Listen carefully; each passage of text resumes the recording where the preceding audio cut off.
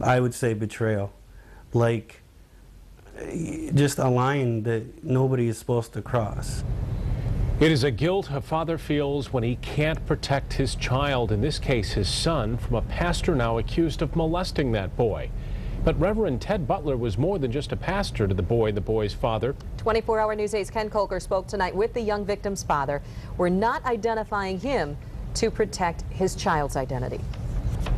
I had a lot of guilt because here I was forcing him to go over there because in my eyes I wanted him to experience a lot of what I experienced as a child. The father of one of Pastor Ted Butler's 2 alleged victims says he was young himself, about 6 in the 1980s, and living in inner-city Grand Rapids when he met the man he came to know as Pastor Ted. Reverend Butler, who appeared in court today, charged with sexual molestation. Pastor Butler came to our neighborhood getting kids to go to church. Ted Butler was a youth pastor then at Tiny Landmark Baptist in Algoma Township. Pastor Ted often had him spend weekends at the pastor's family farm. I like a big brother, father figure type. He says nothing happened, not even close. Learned a lot of things about God and church. And so when he learned several years ago that Pastor Ted was leading Gospel Light Baptist in Walker,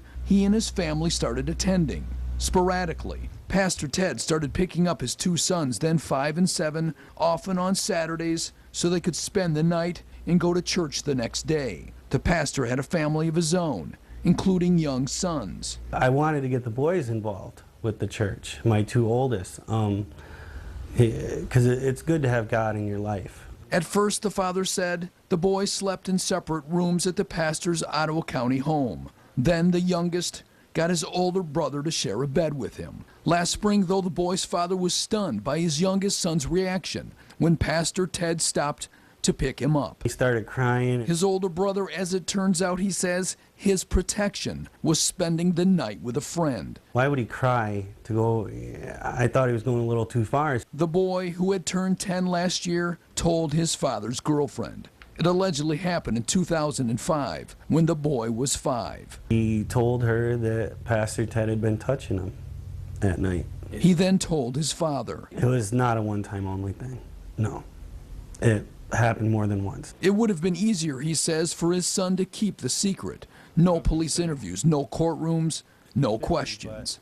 After asking him more details and how detailed it was, and I knew that it was the truth.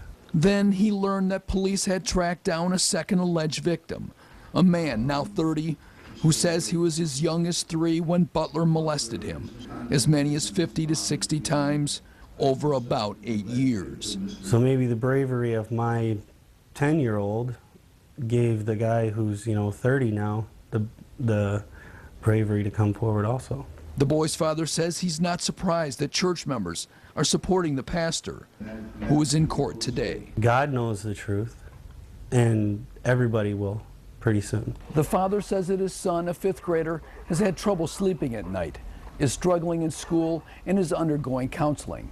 As for the suspect, he's expected in court soon on charges involving that boy. In the newsroom, Ken Kolker, 24-hour News 8.